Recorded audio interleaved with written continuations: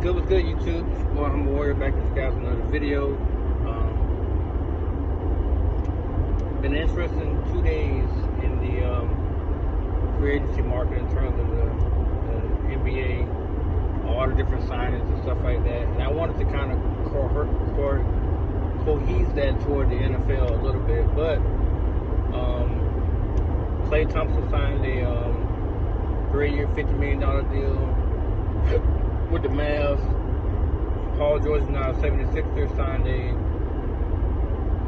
4-year, $212 million deal. Jason Tatum, he signed a 4-year or 5-year, I think it was 4 or 5-year, $314 million deal with the Celtics. So he's gonna be a lifer. Derek White signed a 4-year, I think it was $140 million deal. Same team, the C-Man.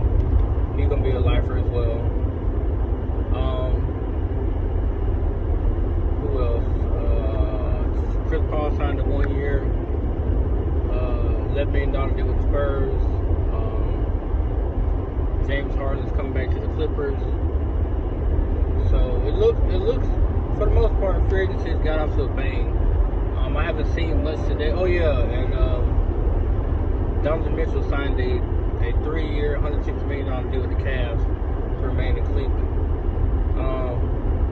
Seems like a lot of players getting the bank thrown at them, which is not a bad thing. Now let me mesh that with the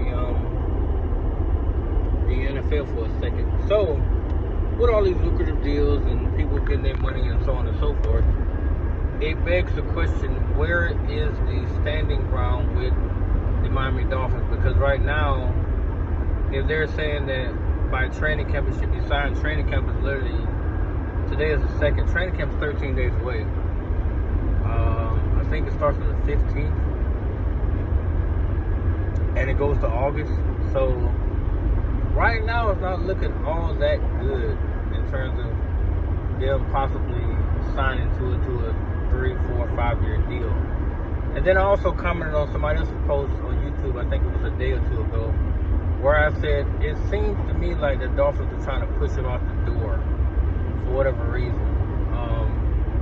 I also heard an interesting thing on Twitter that said that they're looking to possibly trade him out to send him to Seattle.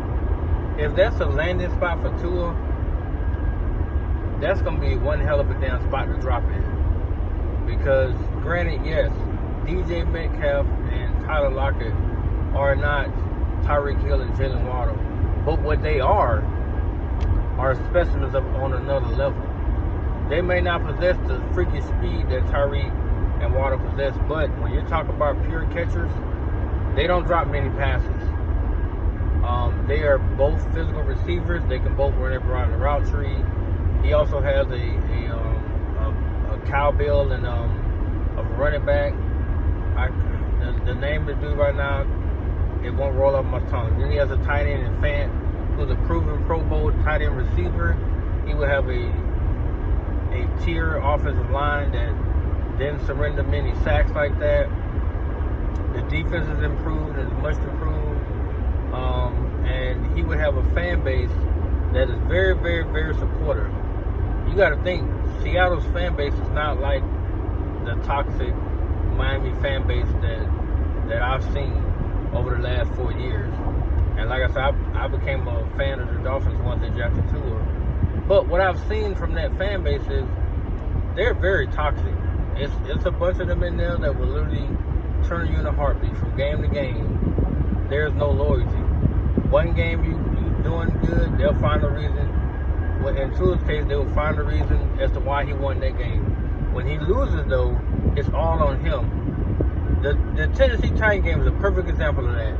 The offense has spotted defense 14 points in the fourth quarter. They was up 14. All of a sudden now, you guys surrender 15 points to lose that game by 1. But that solely got blamed on Tua. Solely got blamed on him. Granted, yes, the last possession before Will Levis took over, I think he could have shut the door, but for some reason, they don't want to run the ball anymore. However, if your offense already spotted you 14 points, and they're basically telling you, hey, you can shut the game out, how do you not deliver that? Because at that point, I think the Dolphins were 8-2 or 8-3. So they would have moved on to be 9-3. And I think the following week they did beat the Cowboys in a marquee matchup. So you'd have been 10-3, or you've been 10-4 going into the Buffalo Bills game, in which, as you all saw, they ended up losing, going 11-6. So no, you'd have been 11-6. So they would have been 11 and they would have been. No, I'm right.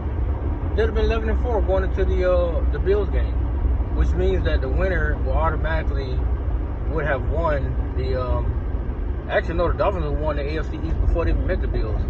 So had they beat the Titans and they beat the Cowboys, they win the AFC East, and it wouldn't have mattered because it would have been. I think they were when they met the Titans, they were either 8-3 or either 8-3 or 7-3, something like that. But no, I'm wrong. They were 9-3 because they were 8-3 because they had lost to the Titans to fall in 8-4. Then they beat the Cowboys to go to. No, my math is off a little bit. They finished the season 11-6, so they would have been, at worst case scenario, 12-4 or 12-5, beating the Cowboys and beating the Titans. And it wouldn't matter what the Bills did because they would have been AFC East champs. So it wouldn't matter. But I digress. Nonetheless, if you ship to Seattle or to a team that's ready to win, or to a team that's only the quarterback away from winning, they're going to compete automatically. Now, I don't see the Dolphins shipping them to Atlanta or nothing like that. But, I mean, you can send him to Atlanta too. He'll produce there as well. But you can't say, oh, well, ship him to Carolina or ship him to, Arizona or something like that. Teams that don't have much of a merit to stand on. Even though Miami, when he first got there, they didn't have any talent. And he did win games. So to say that he can't do it, you'll be a bald-faced lie because he's done it before. So my thing with the Dolphins is they got to be. You have to start thinking about your long-term future in terms of what you really want to do. And to me, the kid can still play. If I didn't feel like he couldn't, I wouldn't waste my time making these videos. But clearly, something's got to give with these negotiations because if you don't want to pay him $50, then just give him $40.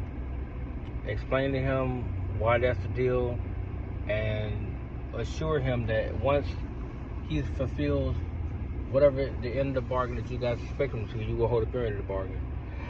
I think Stephen Ross wants that Lombardi Trophy as any owner does. I think if Tua delivers that, I think he will go in his pocket even deeper and give Tua, $100 million contract. Would that piss a lot of people off? Absolutely, because now you're saying, oh, he's a $100 million man. He sure is. Did he not give you a Lombardi Trophy? Was he not league MVP? He get both of those in the season, it's going to be hard to deny him of being the highest paid quarterback. It's going to be hard. Now, he's not on Mahomes level, no. But he will surpass Joe Burrow. You know why? Because he got a Super Bowl ring. He will surpass any other quarterback that's not named Patrick Mahomes. You know why? Because he delivered a Super Bowl, and he was a Super Bowl MVP, and he was the de facto reason why they won the Super Bowl. So you can't put him in no other stratosphere but right there next to Patrick Mahomes. And it's going to make a lot of people mad. But hey, that will be the truth of the matter. You cannot omit what he did to deliver that championship to the city. And the credit should not be taken away from him either. But we're gonna see how this thing goes, man. But anyway, guys, I gotta get out here and pick my kids. Let me know what you think. What is a fair number for him? And once you give me that fair number, explain why that should be the case. But like, comment, subscribe. Thank you guys for showing so much love to me in this channel. I'm gonna keep pushing them out, man. With that being said, have a good day, guys. Peace.